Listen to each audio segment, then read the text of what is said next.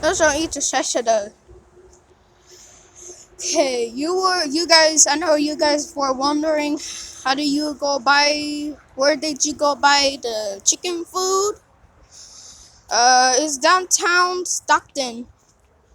Downtown Stockton Feed Farm chicken food. So this is my chicken food. This is corn. I get them corn.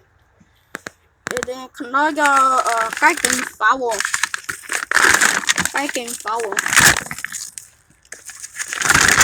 Kaiken fowl. Papaya manga. We raise chicken. We're Hmong. We raise chicken a lot. And to eat. This is my baby chick food where I use them baby chick. This is also good for pig and rabbits too. And chickens. And then put that mixed with corn. And then feed it to my rooster and hen that live together. Yeah. That was to lay egg faster and be fat too. This is good for pigs, rabbit, and chickens.